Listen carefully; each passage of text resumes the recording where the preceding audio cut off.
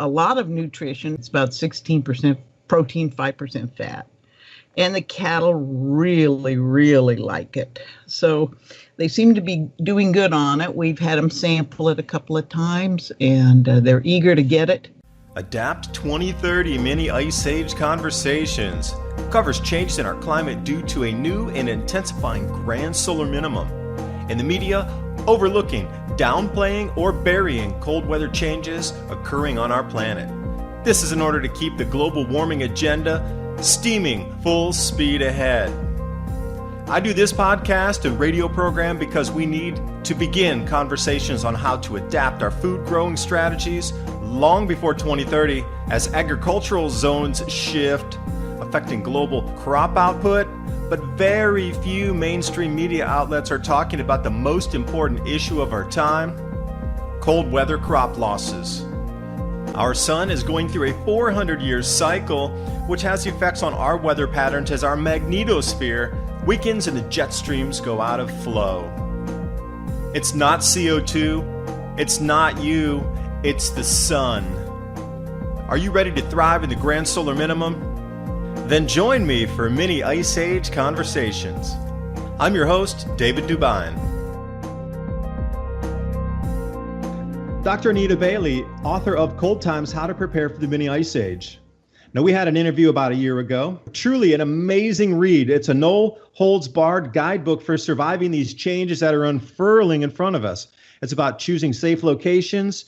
Heating is going to be a major issue. We saw that last year. I bet this year will be cooler. Storing and growing cold-resilient foods, and water collection, and how to, retrofit your homes for colder weather and heavier snow, sheltering in, how to do livestock, raising different types of vegetables, plants, smaller animals like chickens and rabbits, etc.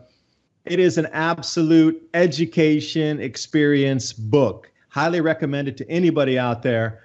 And you can find that up on Amazon. And also, we have a link here also for the book for 20% off for anybody listening today. We had them on a separate field while the hay was growing. And they broke through the fence to get into the hay field because they were tired of eating the field that was kind of run down and wore out because they'd been on it way longer than they usually would have been. I'm not being whiny about it. I'm just stating the facts here. This is an unusual year all the way around. 4 years ago, 5 years ago, the cattle market was exceptionally good, and that's when your beef prices really went crazy. It almost doubled on a pound of beef, and steaks and things went up. You can consider now that in a year, all those farmers who sold off cows, they're not going to get as many calves, which means there won't be that many calves going to market in a year, year and a half. And so your beef prices are probably going to go up. Hopefully chicken and hog producers will make up for that, but I wouldn't bet money on it because they're going to have to buy grain too, and they're more grain dependent than cattle producers are who can run their animals on the land. Okay, so enough about the cows. On the garden front, some in-laws of ours are old-time farmers, hillbilly farmers, produce the vast majority of their own food right in their own garden. They've been gardening this area probably for two or three generations. It's a wonderful little plot down in a valley and has natural water to it. It's just highly fertile. They usually can up a minimum of 300 pints of green beans every year, which they share with their family. This year, they used every single bean they grew, including misshapen little nasty ones, and they only got 140 pints. So they got half of the production they usually got. The green beans that I planted simply did not grow. And I planted probably 10 pounds of green beans. That's a lot of beans that all at the same time decided we don't want to be alive. And I don't know why. It's a healthy plot. I planted there before, and they just didn't come up. So that limits our green bean use. I planted 3 or 4 different kinds of potatoes. The potatoes generally produce 7 to 10 pounds for every pound that I plant. This year, I got about 3 pounds for every 1 pound that I planted. So that's a little less than half, maybe a third of what I would have expected. And this episode's brought to you by TrueLeafMarket.com. Heirloom and organic seeds since 1974. Full range of garden seeds, microgreen seeds, sprouting seeds, wheatgrass, grain seeds, flower seeds, herb seeds, and ground cover crop. I encourage you to take a look at their website, TrueLeafMarket.com, and they even have free starter guides there for you to learn how to grow sprouts, microgreens, herbs, and wheatgrass. Use the link below and give yourself the gift of organic and heirloom seeds. I'm thinking in part it was because it went from nice, cool potato weather to blazing hot effectively in a week, and it stayed hot. And the potatoes just don't grow when it's that hot. Now, I'm going to go ahead and plant some more in just a week or two, and maybe we'll get some if it stays cooler. It heated up here real dramatically in late May and stayed hot until about a week ago. Last week, we noticed that our black walnut trees were starting to turn yellow and lose their leaves.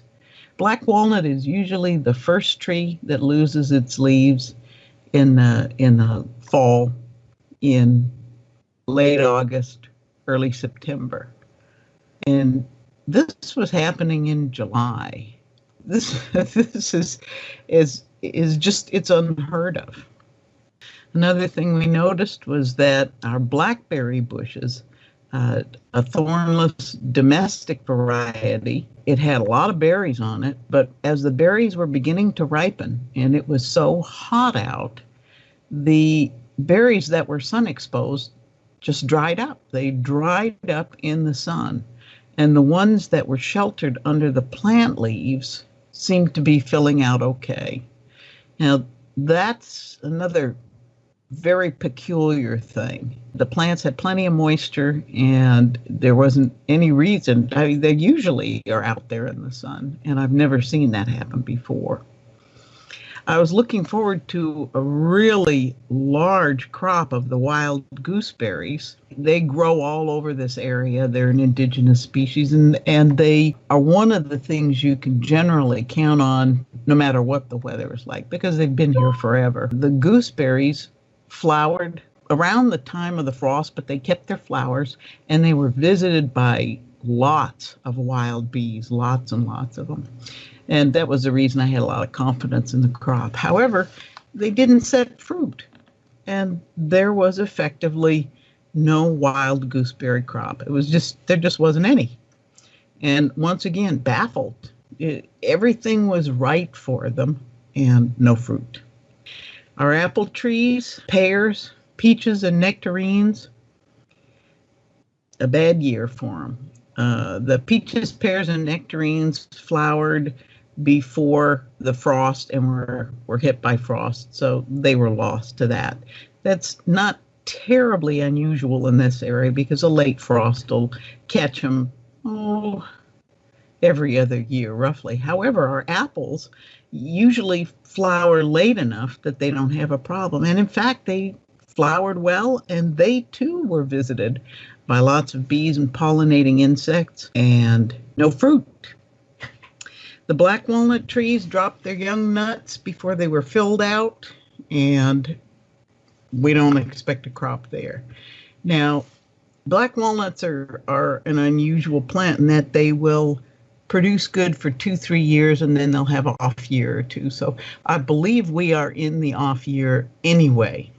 So although that's happening at really an extreme rate, there just isn't any black walnuts. It could be part of their normal cycle. Finally, we've been pulling black snakes or king snakes out of our chicken coop at an astonishing rate. I did not realize we had many around, that many. In the past, we have had a single snake in the chicken coop every 3 years or so. It's rare enough that you stop looking for them. However, this year, when I wrote to you, David, we had pulled 6. At this time, we have removed 8 of them, and we take them out to the woods, so it's not like we're torturing them or anything. Go out to the woods, have a nice life. And one was also under my kitchen sink, which was another first because they're just all of the potential ways to get in there up around pipes and things like that are well filled with insulation. So I don't know how he got there, but he also went to the woods, or he or she. So our egg harvest, which is for personal use, we don't sell eggs, was down about 20 dozen, probably closer to 25 dozen now, but we have some real healthy looking snakes. So I guess that's a good thing for the snakes. So that's a report from the local area.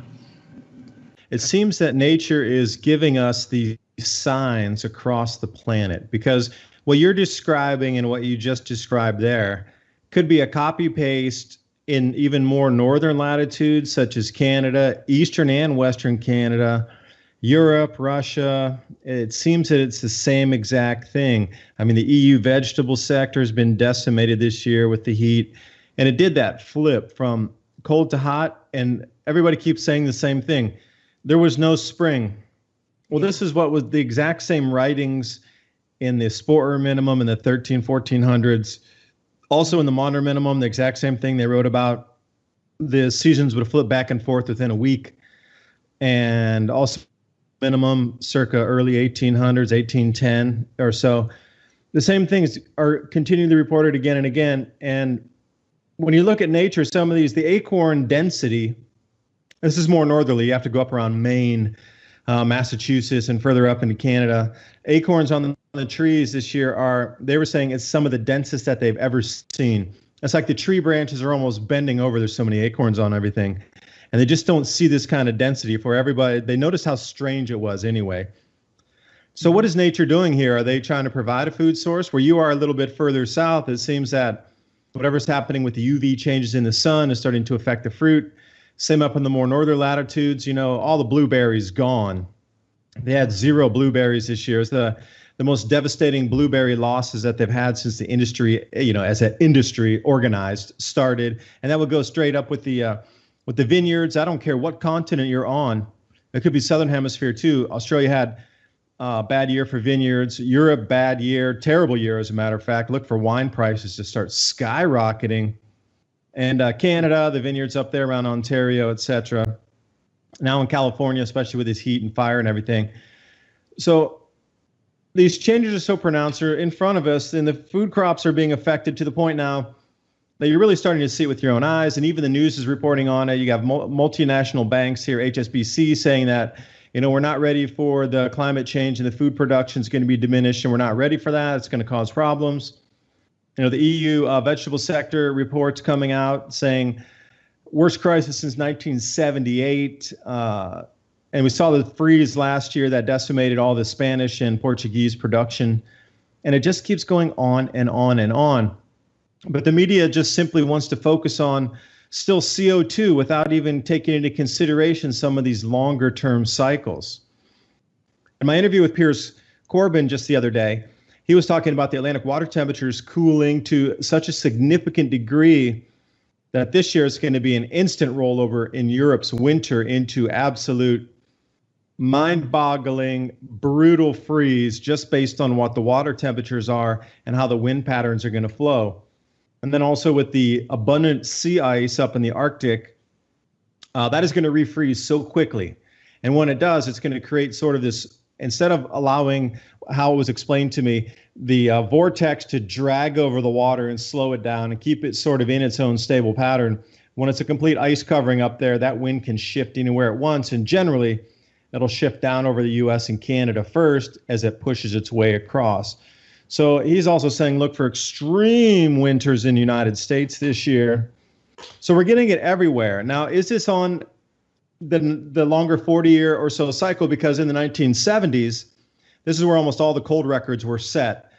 When you look back into the 1977 era, globally, it was just a cold year. In the 1950s as well, extremely cold. So you got what you're talking about cycles, with the walnut trees, on years, off years. So it's almost if you need to think about, well, are we repeating a cold cycle that's just a natural cold cycle here that we would have going back to the 1970s? Remember when Buffalo had to have the army come in and deliver supplies because they were snowed in from the blizzard after blizzard after blizzard, and they were stuck where people actually snowed in their homes and running out of food, and it became a humanitarian emergency because of the extreme blizzards up there. That was in Buffalo back in the 70s. I think it was 1977. Are we back on this pattern again, or is this on the regular pattern and we're entering deeper into the grand solar minimum, so it's going to amplify? Mm-hmm. Now, Anita, I want to throw one story by here for you. Now, you're used to looking at the wind, and you're used to wind patterns where you live and following the weather and seeing the cloud formations, So here we go. This comes August 7th. North America's first EF4 tornado in Canada. Now, this makes no sense to me. First, that Canada, I understand they get, tornadoes, but to have an EF4 in Canada in August, usually these things come in the spring. So again, something on the flows is out of whack there. Any comment on what you're seeing with the winds, et cetera?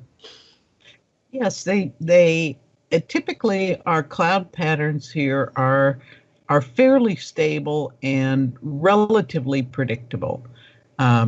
Most farmers and ranchers are very dependent on the weather. You're looking at the weather, you're watching it, especially during haying season, because you need good rain and then you need a spell of about a week so that the grass can dry a little bit. You can cut it.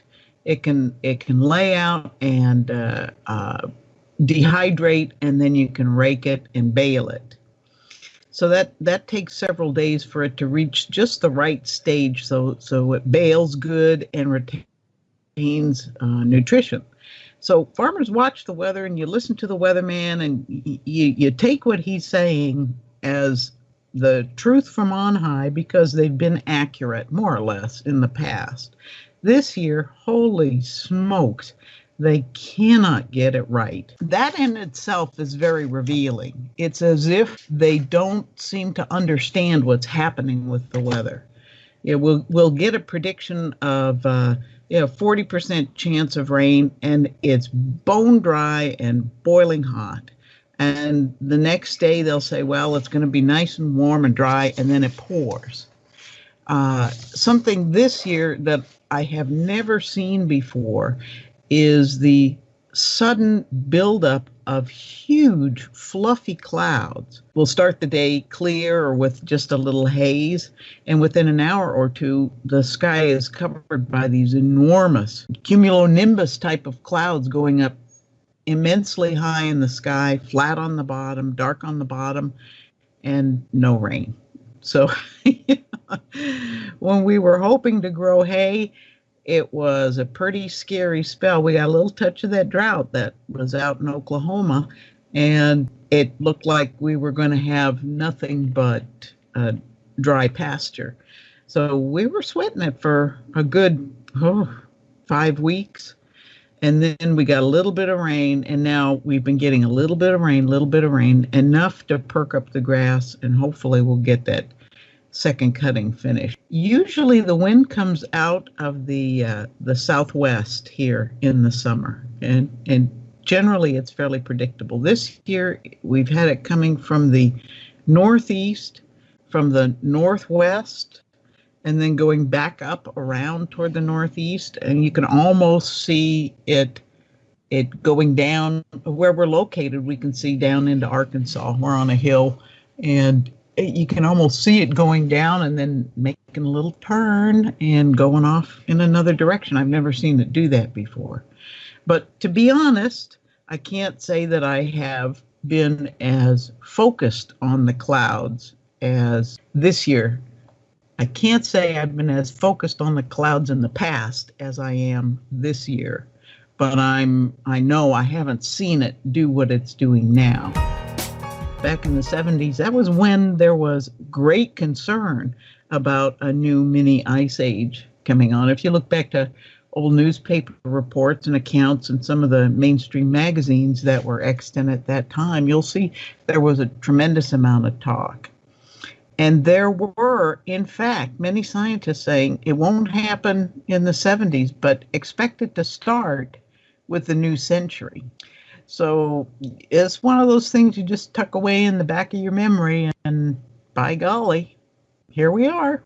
Yeah, so also a couple other events that are happening across wind-related events that are just out of the norm. So we have an EF3 fire NATO over in California.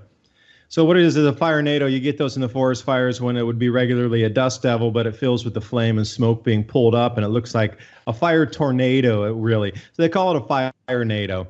Now, usually they're spaghetti thin, and they wafted around for a minute or two, and then they're gone. But I tell you what, looking at this video here, I'm shocked. I mean, I'm truly shocked. It's like they classified it as a EF3 fire NATO. In California. It's the strongest one ever recorded in California history, apparently. So that was a shocker.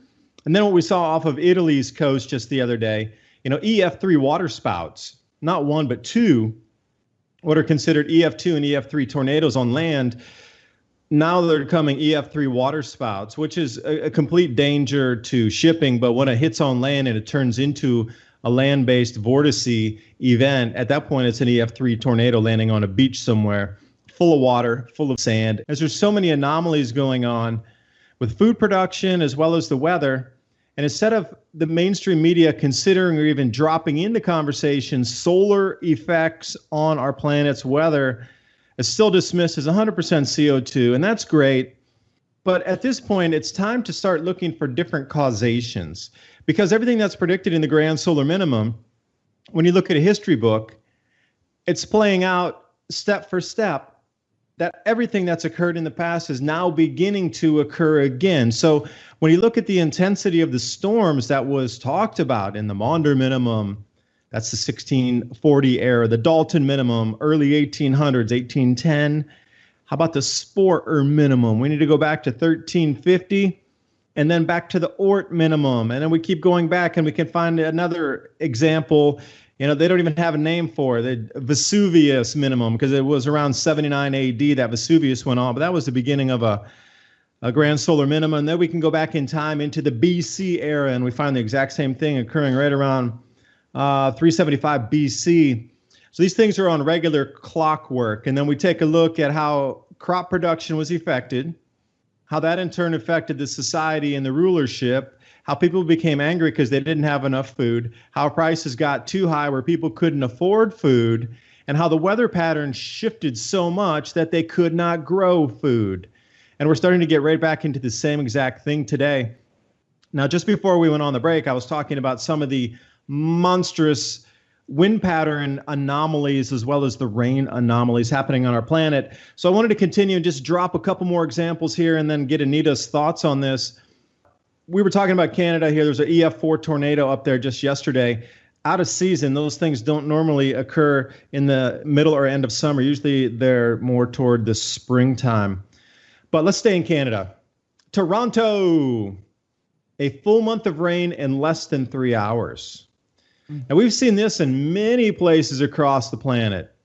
This year alone, it seems that this is termed an atmospheric compression event. Now I'll explain that for a second. I have a lot of people always asking me, what is an atmospheric compression event? Well, you've heard of the arc storms, and the media likes to use the arc storm to talk about California weather changes. So the arc storms generally are what? 800 miles, 1,000 miles long, a band of compressed cloud cover that rings out, and literally it's a river in the sky. Well, these atmospheric compression events are a smaller amount of that atmospheric river or arc storm, all compressing and squeezing down on a single area. Now, sometimes they capture it on film, and they call it like a downburst or a rain bomb, etc. But these are starting to be termed and have been termed and coined by Japanese meteorologists several years ago as atmospheric compression events. These water spouts are becoming, just massive tornadoes out on the water that are moving. Luckily, at the moment, not over land, but they've had a couple instances where like an EF2 water spout will come rolling in on the beach and it'll it'll rip up everything, and it looks like a tornado literally went through, but it has more destructive damage because of the water and the sand it picks up as it comes on, at least for the first quarter mile going inland, because that water is really heavy and it's one of packed full of sand. It's not about the wind damage as soon as it rolls in that first quarter mile off the beach. It's about the density and the debris ripping everything to shreds, you know? This video is brought to you by our friends at TrueLeafMarket.com. Heirloom and organic seeds for any grow zone on our planet.